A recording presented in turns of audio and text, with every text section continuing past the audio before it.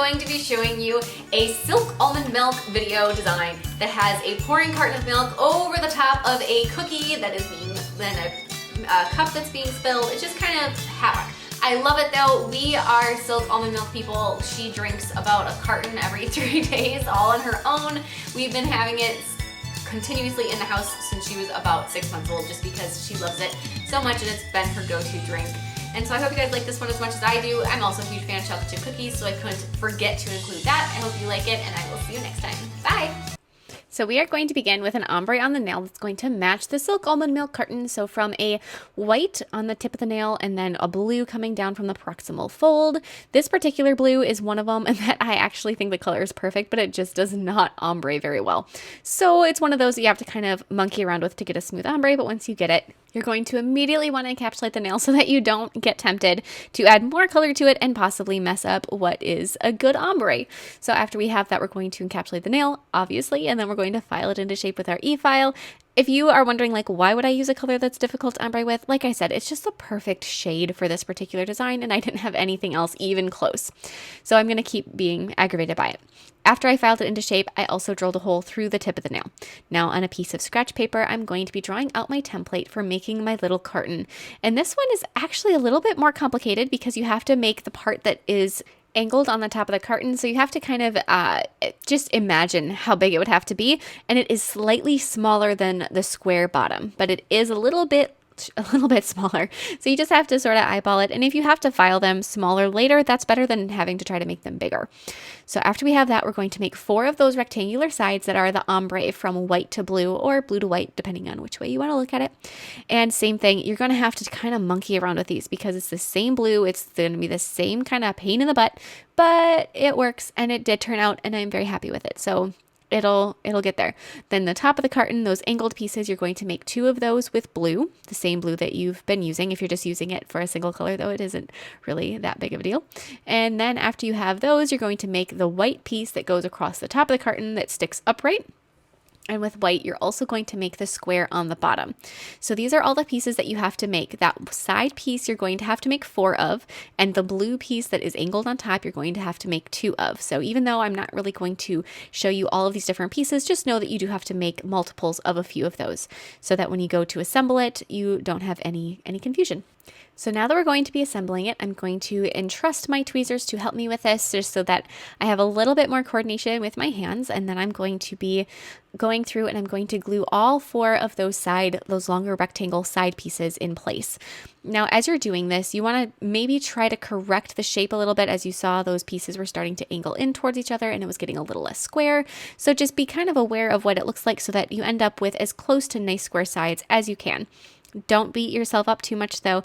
This is all done by hand. You're hand making something, so if it isn't perfectly square, don't worry about it. It happens. It's one of those things that's kind of the beauty of making something yourself like this, is that you get to make mistakes and you get to enjoy the imperfection of it. It looks handmade, and I don't think that's an issue. I actually prefer things that way. So obviously strive for getting things as perfect as you can, but also remember that perfection is not human.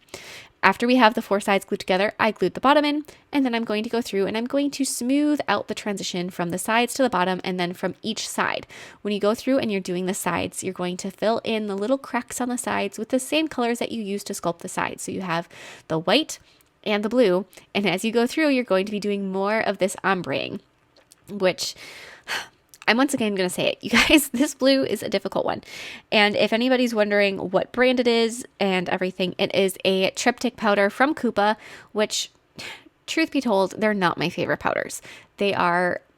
Some of them have really pretty colors. There's some actually gorgeous colors, this blue being one of them. It's pearly. It's very pretty. It's very pigmented. However, it just doesn't sculpt the best. It's not the strongest either. So if you're making something, especially paired with Coupa's 3D powder, it just doesn't have strength to it, which I think is ridiculous because you want your 3D things to have strength, but even after sculpting them and leaving them and they're fully cured, they still bend for a long time, which I don't really understand. But after we have that done, I'm going to, I forgot to tell you guys about this part. You're going to make a blue square to go on the top of your carton. So not just the steepled parts, but also just a square, just like the bottom. So you're initially making a rectangle.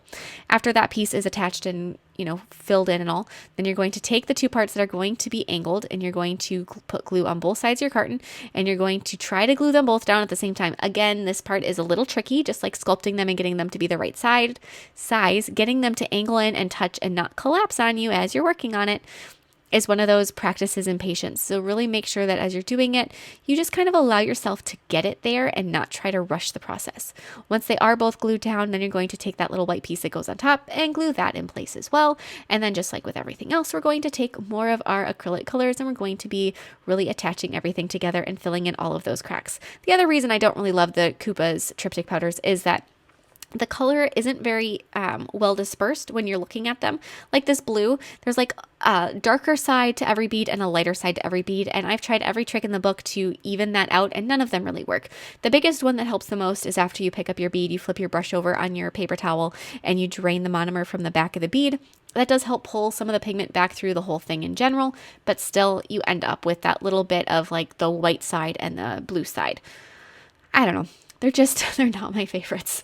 And I own a lot of them. So it's one of those things. But the colors, they do have some very unique, very pretty colors. If you were looking at them and thinking of getting any for, if you're just like, I feel like trying them out, the metallic ones, the silver and the gold and the bronze colors are very, very pretty. And they're just gorgeous colors, and they seem to have a much more smooth color distribution. So if you're going to try any of them, those would be the ones that I would go with. The other thing that's interesting about Koopa's website is I don't think that the colors are very accurate on the website. When you're looking at them as far as like picking out a color, they don't look anything like they look on the website. And I actually bought one of the colors twice because I thought it was a different color from looking at it on the website. And their names don't necessarily say anything about what the colors is. They're like Beatrice. That doesn't necessarily help you. So I have purchased a couple of them twice, which is, one of those things. But anywho, we're going to go through, perfect the shape of this carton a little bit. Just kind of go through, fix anything, add the pouring spout on one side of the flat pieces, the angled pieces. After you put down that bead of white, you're going to take and make a hole in the center of it with a dotting tool dipped into white powder. One thing I do want to say, and this will be the last thing I tell you guys about the Koopa powders right now, is that the sculpting powders, their divinity powders, the white, the clear, the cover pink, the natural, are all absolutely stunning. And I love those. Those are amazing. That's the clear that I use all the time. The white I was using, those I have absolutely no issue with, and I will continue to buy them until, I don't know, they stop making them, probably is the way it's going to go. But those ones I highly recommend. So now we've got our carton pretty much done. We can set that to the side, and then we're going to start sculpting the little things that we're going to do with our carton. So I'm going to make a spilled glass of milk. So it's what I imagine for this little scene is that you're trying to pour a glass of milk and you kind of lose balance with your pouring and it makes the cup tip over. So then you have milk pouring on the table, you have the cup tipped over, and the cookie that you're going to dip in the milk is just sitting there as an innocent bystander. After your cylinder is sculpted around the straw with clear acrylic, you're going to pop it off the straw and file it into shape. And then we're going to add a bottom to it by setting it onto a clear circle of the acrylic on a nail form backing. To make your cookie, sculpt a brown circle that's very flat. After that has been sculpted and taken off the nail form backing, chop it up into little chip pieces, and then take some tan acrylic and then place those chip pieces into it and start just kind of moving the acrylic around to mix those chips into your cookie and give it kind of that rough baked cookie texture to it. It doesn't have to be perfect. Again, we want it to look real, so we have a little less perfection. Glue a piece of wire into the hole that is in the tip of the nail. After that wire has been kind of where you can feel that it's on there very well, add a little bit of white acrylic just around the base of it to hold the wire in place. And then you can cut off the extra if there's any, but then you can add a little more nail glue to the end of the wire and place it into that pouring spout of the carton. Again, hold that in place until it really feels like it's being grabbed by the nail glue. It's one of those things that you can really feel it. It's hard to explain. The only way I can do it is like all of a sudden the nail glue is like, oh yeah, I'll hold on. You can let go. We're good. And then you can take and add some of the white acrylic going all the way down the wire. If you don't want to use white acrylic on the wire, it's a little bit interesting to try to pull the acrylic down the wire and keep it completely covered. Once you kind of have that technique down, it does, I think, give a more realistic looking pour because it's a little thicker, and usually if you're pouring milk out of a carton, it's not as thin as that wire is, but it also gives it kind of an uneven, it's a little kind of wavy looking. And that also is how when you're pouring a liquid out of a carton or a bottle, it has that little bit of texture to it. And if you wanted to, you could even sculpt some drips on your wire. Once you have that first little bit covered up and the carton is very well secured to the wire and the wire is very well secured to the nail, then you can glue on your glass. So just put a little nail glue on there, hold the glass until it holds its shape or holds its position. And then after you have that done, then you're going to grab your cookie. And after you have your cookie, then you can just add all of the milk going all the way around everything. And as I'm doing this, I'm just going to go through and talk about why I use nail glue so much. I recently had somebody ask me, why do I use nail glue when I complain about it so much? And the reason I do that is because it's just what I've always done, which I know is a ridiculous thing. More and more, I am using clear acrylic to glue things together, not gel so much. One reason I don't use the gel is sometimes if you have something that's opaque, two things that are opaque and you're trying to attach them together, the gel won't properly cure, and then you're ending up with this sticky gel locked inside of something. It isn't very strong and it has a tendency to break, and then you can get some gel exposure that you really don't want. But the clear acrylic is a really good thing to use. I could have easily done that to attach the glass and the cookie in this particular circumstance. One thing is, if the nail glue does what it's supposed to, it is faster and it does hold things together a little quicker. And I personally am always on a time crunch, just kind of the way my life goes. And so if something works right most of the time, then it works. So there are always those circumstances where the nail glue is just like laughing in my face because it's going to fight me on everything. And that's usually when you'll hear me complain about it. Even though it seems like I'm always having nail glue issues, I would say more often than not, at this point in my nail glue experience, it is easier sometimes than other things. And it's getting better and better. I'm getting a little bit easier or a little bit better at not using too much nail glue, which is really the biggest issue. Is if you use too much, then you're just asking for trouble. This tiniest little microscopic drop is really what I'm looking for. So when I can get it to work properly, it does work better.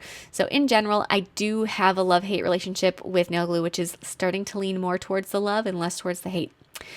For the rest of your design, you can go through and you can add as much little detail as you want. Since this is specifically silk almond milk, I'm going to write the silk logo, add the little pink bars for the unsweetened. If you are doing a different type of silk almond milk, the pink bars would be a different color. We always get unsweetened.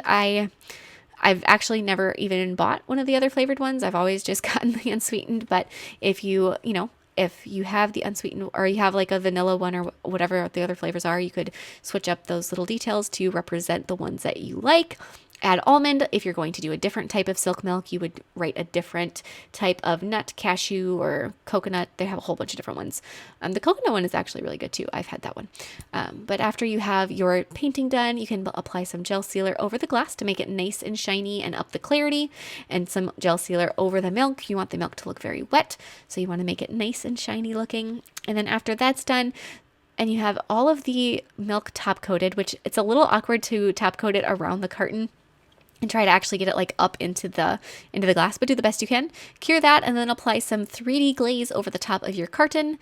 And after that is done, this whole nail design is complete. I think it is just so stinking cute. I love chocolate chip cookies, and this design has so much movement, and I think it tells just a little story about kind of the innocent joys of life, and milk and cookies I think is one of the biggest joys that there really is in life. So I hope you like it as much as I do, and don't forget to click subscribe to see all my future videos as well. Bye!